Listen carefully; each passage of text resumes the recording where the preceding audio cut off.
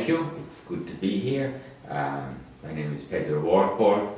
I live in the Philippines, Mindanao, in the south.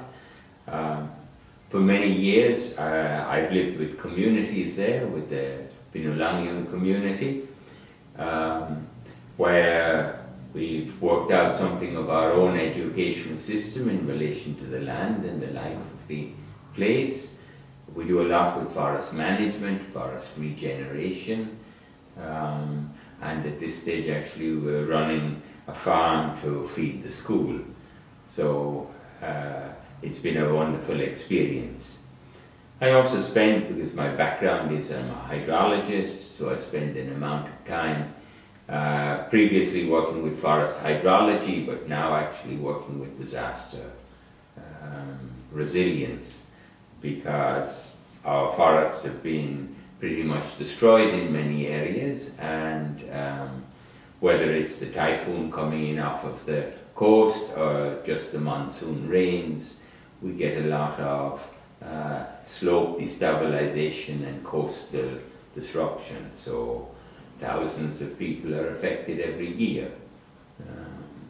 So we do a lot with trying to break that cycle of constant vulnerability to typhoons, seeking ways to relocate people and to try to rebuild livelihoods so that people can be sustainable during the increasing climate events.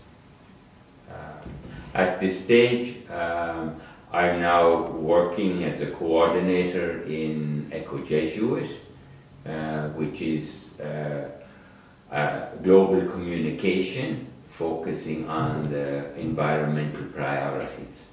So we have 5 priorities that we're focusing on. Not surprising, in there is disaster risk reduction and water, because on the other hand, while we have extreme events of typhoons, we also have droughts, and at this stage Cape Town is one of the first cities to focus on day zero. You've had that a bit here in California in previous years, and it's getting a little dry again. Australia suffers this problem in many different ways, and of course the whole of India, Africa as a whole has major drought problems in other parts of the world. So these are primary things we've got to deal with. Energy is another great area, and fossil fuel divestment. We're getting a little bit of traction in the Jesuit world to try to separate any investments we might have and to share this with others so that we get out of this harmful area that's harmful to the health of people and it's harmful to the land. I'm amazed at what is happening in the country here with fracking and the whole Appalachian experience. The third area that EcoJesuit is focusing on is really organic farming on a local level, eco-farming, and on a global level in terms of understanding land use change, because that's the other major contributor to carbon figures today. We also get to lifestyle initiatives and the relationship to SDGs. So we understand our own lifestyle and the simplicity I think that most people are trying to achieve. On the other hand, we have the SDGs, Sustainable Development Goals, where people don't have the basics of life. So we're challenged both in our own life and then in our action in relation to others to seek a greater social, environmental justice. The fifth one is really education and solidarity, as we put it in EcoJesuit. So this is where we're looking at what's happening in education. Education also has to transform. We have to find new ways in education, and that's partly the reason why I'm here in Santa Clara. So I've been asked to give the Bannon Lecture, and I've really focused on the environmental justice as a global theme, and the need for reconciliation. And that reconciliation starts with ourselves. So that's partly what I was talking about, that really we have to find a balance within ourselves. If we can find that balance, then we can understand much better the balance we need within the world. It's very hard to take on global problems. It's unrealistic to. Only when we've actually acclimatized to how we ourselves live and want to live, because there's so much pressure from outside to live in a particular way that sometimes we lose our footing in life. So if we can internalize a simplicity and a humble balance in our own life, but also find that assurance that we only get from other people, that we're part of community, then we can start to contribute without fear of how great the problem is. We can accept that we're one amongst many that care and want to make a difference. So much of what we were talking about yesterday and what I've been talking in the classrooms and hearing from students is care, balance, collaboration, what gives life meaning, and that this is really what's important. Then we can get into all of the other bigger problems. So, just building off of that, what strategies do you employ to students and abroad in the Philippines to try and find that balance that you talk about, to establish that community? I really think at this stage we're building pathways. We're very far from highways, if that's what we need at this stage. But I think we're learning with each generation to go back to source and to work it out. So I'm really working with, in the school or in the various programs we have, with what students know already and what students want to learn and how can we go forward. So very important in this is learning, is building a sense of identity, a sense of belonging. It's very hard to stand up if you've got no ground to stand on. Yeah? So first of all, if we're dealing with marginalized societies, if we're dealing with indigenous peoples, we've got to listen and allow them, establish, as it were, the ground that they stand on, from where they speak. And it's usually they speak with great integrity. But society does not value them. So how do we balance that so that they can be heard with integrity? Their desires and their humble aspirations can be responded to. When it comes to your time in the Philippines, specifically working with the communities that you have, what differences have you noticed in the attitudes about life in general or about the environment between people who live in the Bay Area, for example, or in America, versus the people who live in the Philippines? I think you've got people all over the world at the same level and at different levels. I see conditions here that I never thought possible. Lead poisoning in the water, I thought this was something of the past. I showed our students the movie on Flint City, and it was amusing and disturbing. They never thought that this is how the rest of the world lived. So I was looking at aerial photography of is it Oakland? And not a tree in sight. We have that in our informal settlers areas in Manila, but we don't expect to see that here. Basically, when you're working with people at the margins, when you're working with indigenous people, they're very clear in what their relationship with the land is. they don't own the land. The land owns them. You can't own the land when the land will be there after you. Yeah? Okay, we've paperized all of this. But in fact, the only way in which you can own the land is as a race, as a generation upon generation of people. So it's only in that do you, in a sense, say, yeah, and it's within that generational sense you have responsibility.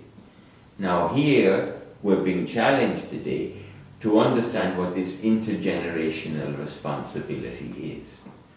And you're the generation as students here, you're the generation of what I would say is 230. Yeah? You're the ones that are going to be, shall I say, living the risks and the life in generation 2050. Yeah? How do we come together as a people and say we care for the land? This is where I feel that, you know, ecology and economics have the same origin in ecos. It's a balance, and somehow they've become opposites. So how do we get this ecos of economics and ecology, of life itself, put it back in the same household, as it were, and get the right balance? So I think the major challenge we're facing today is to bridge that gap of 90% waste. From what we take off of the land, we've only got a 10% recycling of it. Yeah. So things really have to change. And this requires economics, but it requires a new economics. An economics of living, not of consumption. We can't go around just consuming to the death of everything else. We have to actually learn, yeah, to live. And we need an economics of life. People can still make their profits, but not to the extremities that we have today of poverty. So I think this is the major challenge we're facing. It's never involved so many people. It's never been at such great risk. How do we put that together? How would you define the environment in general? You talked about how there's a balance between economy and ecology, and about how, you know, we have to look for the balance. It's not just about, you know, the natural world.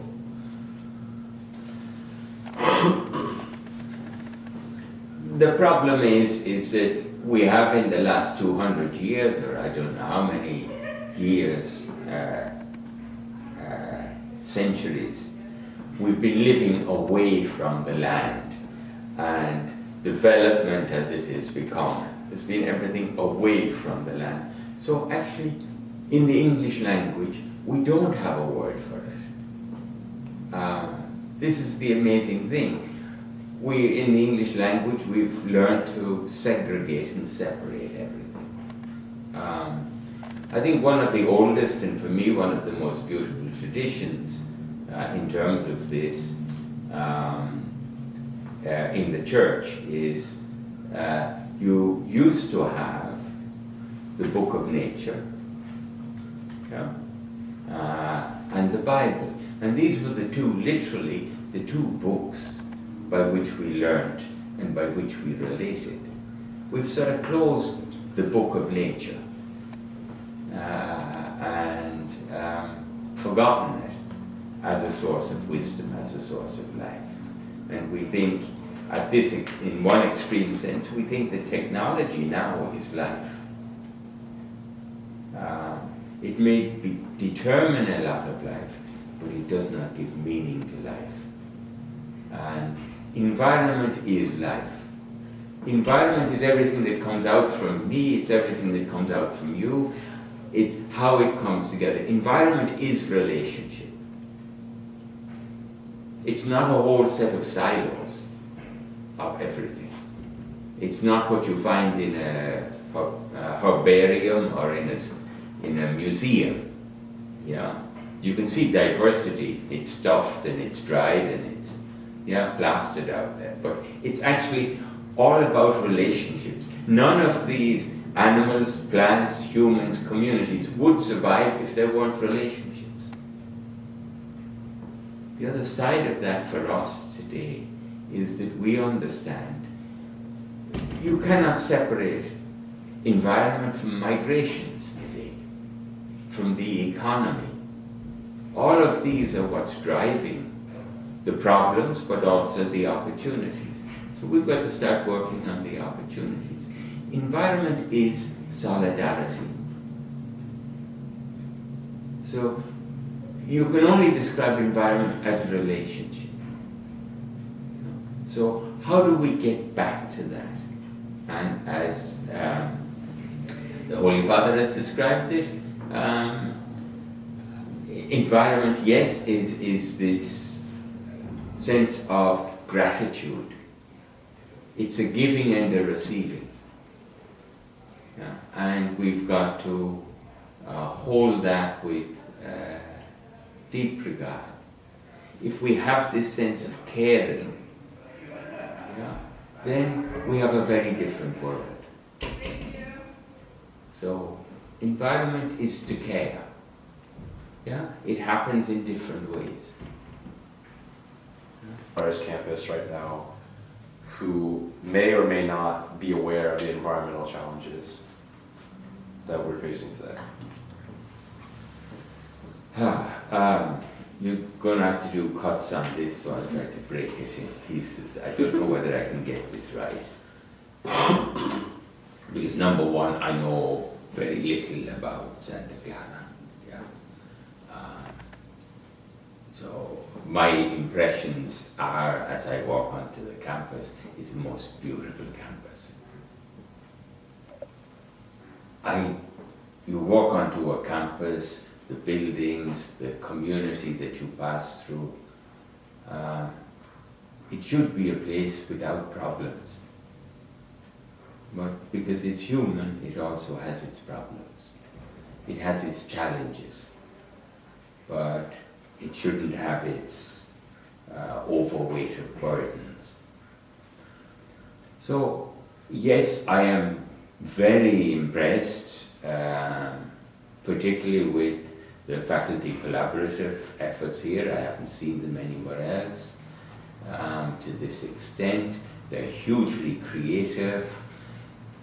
There's a tremendous participation with communities beyond the campus area. There's a great sense of justice that is expressed. I have not seen it quite the same way, so I have to update on many things that I'm learning about. I think in today's world, in this campus, I would go back to something that I was saying before. When we're dealing with the environment, we have to, because there are so many challenges in it, there has to be a care. Because otherwise there are too many stresses in life, and this is part of the environment. So there has to be a care for self. We have to understand the context and the life of a sustainable environment where we live and how we are relating that. So I see tremendous efforts and programs and activities. I was with one group yesterday dealing with cycling, another group was dealing with the waste segregation and how to teach people, building communications into this, and all of these strategies is very important. I think very clearly here, environmental justice has a very clear trajectory and communication, and I think environmental ethics the same way must define itself. I've worn out on business ethics because it seems to be just a way to get around the law. I think the new word for ethics today is really sustainability, certainly in the business world. And today you can lay out, is your business sustainable? Is your business just? Is your business caring? And that's for the whole line of activity that's there. From the land itself, not even the producers, but the land itself, right through the producers, processors, to those who consume it. And I think we're really faced today, if I'm looking at this consumption that goes on, that we must do it without plastic. Plastic is one of the products that we've gone mainstream on everywhere. And I think that it's possibly, if you like, the low-hanging plastic. It's the low-hanging fruit of environmental action at the moment. We have to take plastic out of the system. We have an island in the Pacific and nobody has put a flag on it. Yeah, it's the size of Texas, I'm told, and I have seen it in certain weather events, basic sections of this plastic, mountains of it, you know, thrown up on beaches. There is just so much plastic out there. And now we've gone into nanoplastics, and that's enough to get into our bloodstream. We're not being responsible. We don't know where we're going with this. We're developing products that we cannot manage. So, these plastics are just choking everything. And actually, if we went back to some of our other basic practices, we wouldn't need it. So much of it is not recyclable. Yeah? It's convenience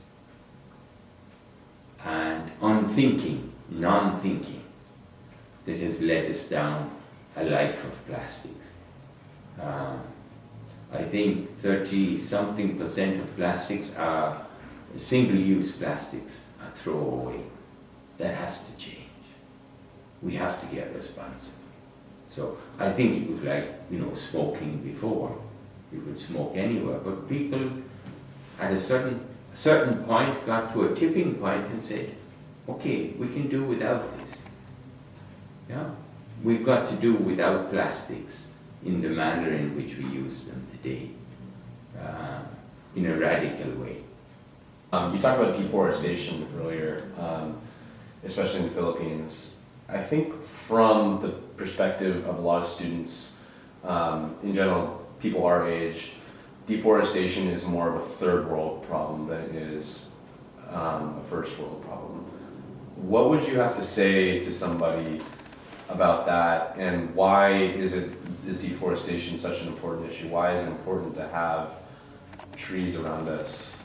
Okay, when we're talking about the forest is not a series, an endless series of trees. It's a community. Yeah? It's something very different to talk of a plantation. Both its structure, its biodiversity, its impact on hydrology, its impact on climate, very different. Yeah? So it's not simply a volume thing. Yeah?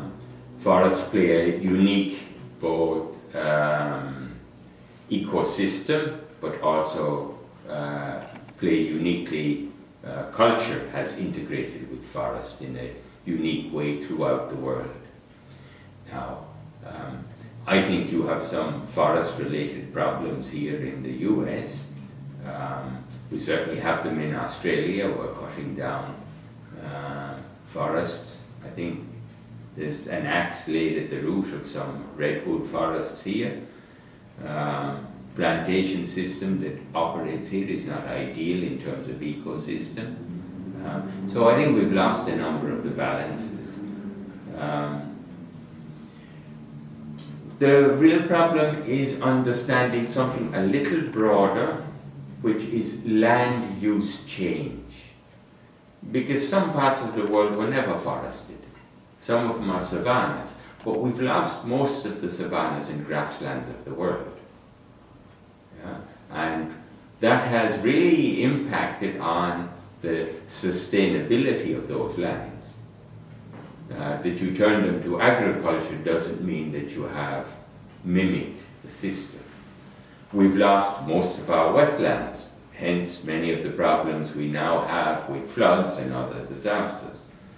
As a result of what we're doing with water, many of our rivers today do not reach the sea, and they certainly don't reach the sea with the natural volume that they should be carrying. So we're upsetting all of the land uses around the world, and this is becoming one of the trigger issues in terms of sustainable land use practices. So it's also this loss of forest for oil palm, for cattle ranching in various blocks around the world is creating 30% of the carbon into the atmosphere. So we have major problems there. What would you say is your hope for the future? And what would you say is your fear for the future? What, if you were to say, here's my call to action going forward, this is what I hope that everyone will realize that we as a humanity will do.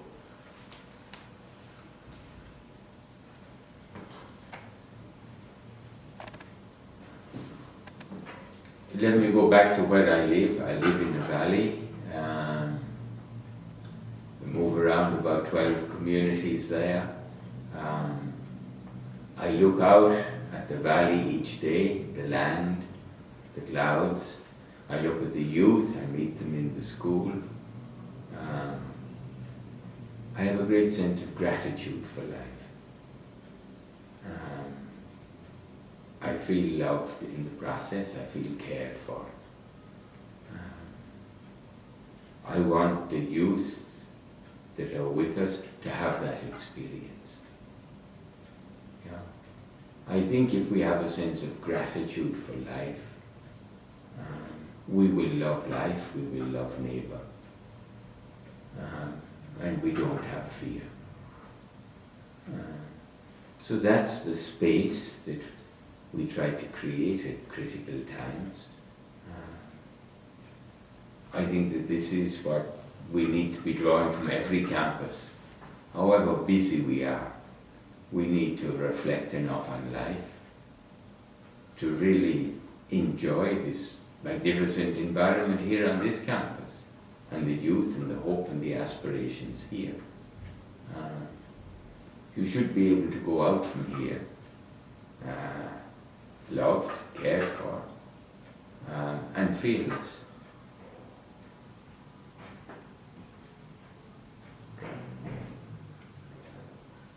I think that was good. Yeah, thank you so much.